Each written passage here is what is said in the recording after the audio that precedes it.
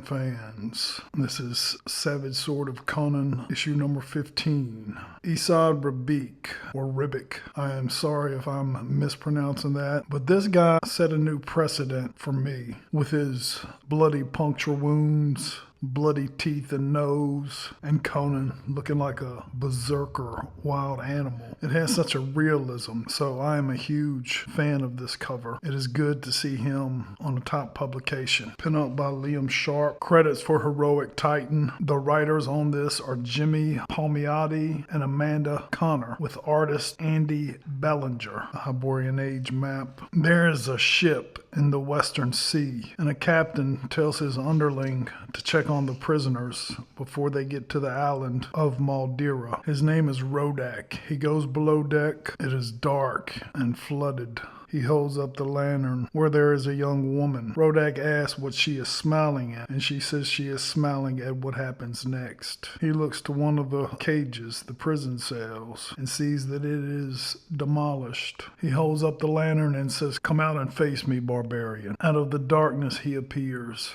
Conan, like fear itself, and instantly it is over. The young woman's name is Tadia, and Conan tells her to help him unlock the cages, that they are going to take the ship. Above, the captain commands to see what is taking so long with Rodak. Conan stands and gives the command to slay them all for their freedom. It is a bloody and violent battle. The battle is all but over as Captain Brock faces Conan. Conan tells Tadia that they need him alive, and that is over instantly. They speak to the captain, and Conan learns that an old acquaintance named Orm Bahun, or Orm the Destroyer, has a bounty on his head. But Captain Brock tells Conan that it is nothing compared to the price of the bounty on Tadia. Conan tells Tadia to walk, and she tells her story. She tells the story of Prince Egbert in the kingdom of Madeira, who is a cruel and hateful prince. She was a servant there. She was assaulted there when the prince's wife could bear no heir. The king and queen deceitfully poisoned his wife, and now they want Tadia to bear the heir, but she lost the child at sea. She made it to Zingaria and was rescued and helped by a blacksmith named Derek, where she was trained in the fighting arts, until one night the pirates came in. They killed Derek, took Tadia prisoner. It was Captain Brock and his men, which is to why she was a captive aboard the ship. Conan tells another story. He and Orm, old acquaintances. Orm has put the price on his head out of jealousy. They devise a plan that will go ashore. Anchor comes to Conan, requests to kill Captain Brock. Conan says no, he will help traverse the waters. Then after that, he may do as he pleases. The ship comes to port off the island of Madeira. The king and queen are notified. The queen comes to her son's quarters and tells him they will receive his soon-to-be bride and child. On the deck of the ship, Conan and Tadia make ready. Anchor says that he will stay aboard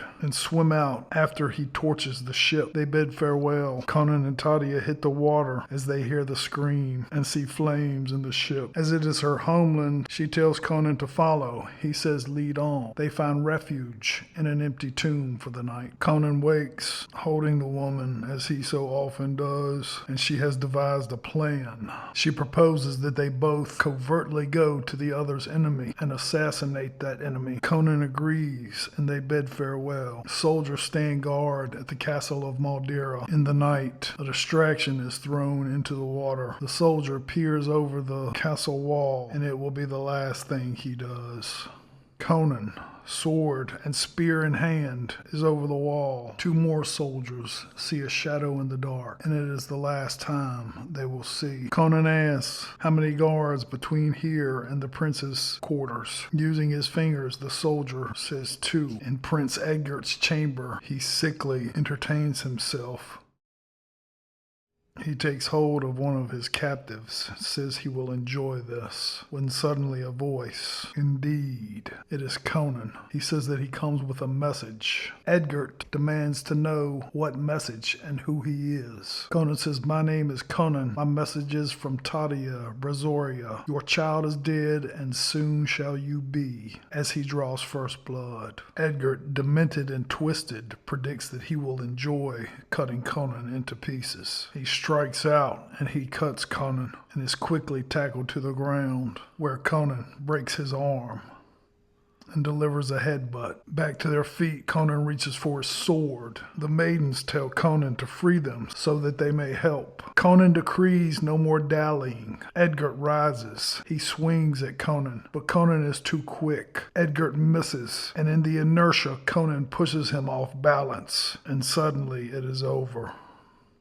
Edgard dies, wondering how. Conan sets the maidens free. They band together and begin the fight out of the castle. Meanwhile, Tadia is aided by her aunt and uncle. She goes to an inn where Orm the Destroyer has gathered a man and his mother for a debt of money. It will be a blood debt. Then Tadia interrupts, presenting jewels that may settle the affair. She tells Orm of a fortune that she knows and proposes that he needs to help her. She mentions a Cimmerian told her about the fortune, when suddenly she is found out. It is Captain Brock, somehow survived, and Tadia is captured. Orm tells Brock that Tadia will be his as soon as he has questioned her. Meanwhile, it has been too long, and Conan is troubled that Tadia has not returned. Preparing to leave, he finishes a flagon of ale as soldiers come in. Orm the Destroyer is with them and hits Conan from behind. Conan wakes up to Tadia's voice, and they are in a pit with bones and snake skins all about. Above the pit stands the king, the queen, Orm the Destroyer, Captain Brock, and the maidens. Even as enemies, Orm the Destroyer and Conan reminisce about old times. He throws Conan a knife. As the gate begins to come up, Conan tells Tadia to tuck away into the shadows as the spectators glare on.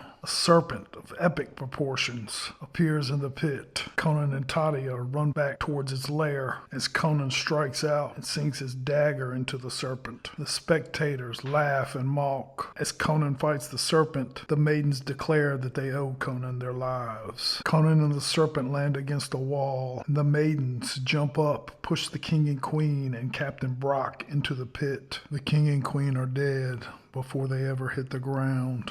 Conan stands over top of Captain Brock and grabs the king's crown. As the serpent consumes Brock, Conan climbs upon its back and sinks the crown into its eye. The serpent, writhing in pain, reels and throws Conan off. Conan lands and calls out for Tadia. She appears and says that she's found a way out, and they head toward the light. Outside by the ocean, they come out on a cliff that is much too high to risk. Then the serpent explodes from the lair. All three tumble into the ocean.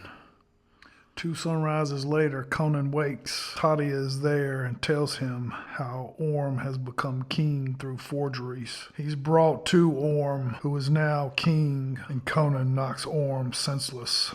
He tells him to stand down. 'Tis only play between 2 friends, 2 thieving mercenaries. As the maidens are there and greet Conan, they are prepared and have a feast. Conan is tired from the battle. Later, he and Tadia walk out, and he tells her that he has talked to Orm and that he is leaving. He has a ship prepared with supplies. She says that she cannot go, and to speak no further of it. The next day, Orm meets Conan at dawn, tells him that he is welcome at any time. When Conan gets to the ship, he hears Tadia's voice, and they sail away victorious. The chainmail page, Conan fans, we got our name in Savage Sword of Conan.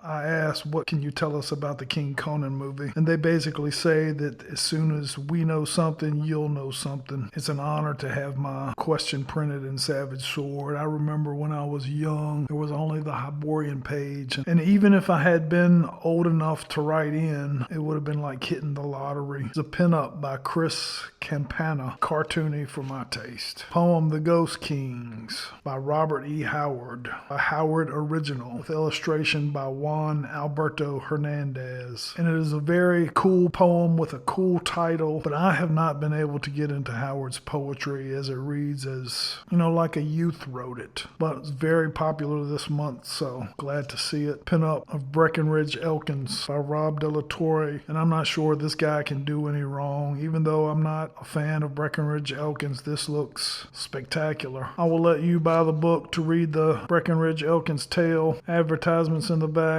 Cover next month. So I like this one a lot. To have Savage Sword being printed in 2026 is just historical. I am enamored with each and every issue. To me, he doesn't look like Conan right there. So the ship is greatly detailed, and I'm glad it is not floating through the sky. This fitness model-esque body with an almost adolescent face. This panel, the first thing I thought about was the scene in King Kong. King Kong is creepily watching Jessica Lange under the waterfall, but that is the main thing that I've heard online. And I agree. I really like Andy's version of Conan, and I'm guessing it's just a difference in the way he draws the male and female character, but at times Tadia looks like a Power Ranger.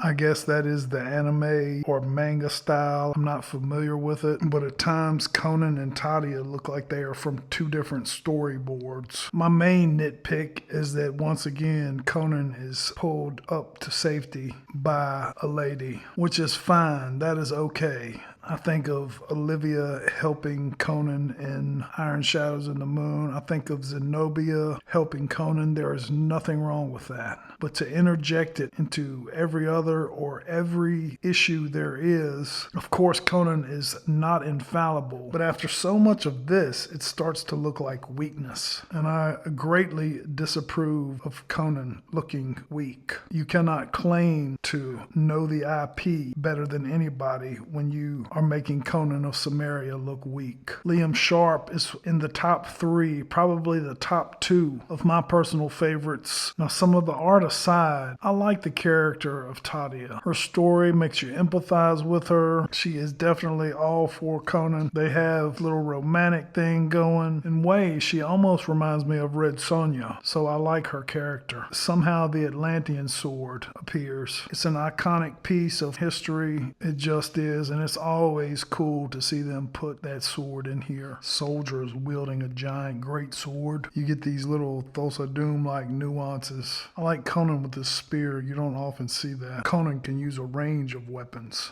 Andy casts him as this dark, shadowy, fearful figure. The vernacular does not come out perfectly. Right here you've got the Sumerian is silent as he swings his sword to maximum effect, which just sounds very modern to me. I do not think that he would be waiting with this much intensity. Soldiers walk in, and then he turns his back again to get stolen from behind. I just do not see that happening. In a few of these shots, he actually resembles Arnold. And here. Notwithstanding, the writer did a really good job at attempting this improvised ancient vernacular, which, just like the art, is incredibly important down to the most minute detail. Here Conan says, "Woman, you led them to me." And she says, "I did no such thing. I almost had Orm's life when that foul Brock stayed my hand." She goes on to say, "Hence I was dragged to a dark room and some witch made me a potion. After that I remember naught but waking up here." This serpent, look at that. Here you get a little bit of Return of the Jedi feel with them running back toward the cage and the spectators laughing to see what happens.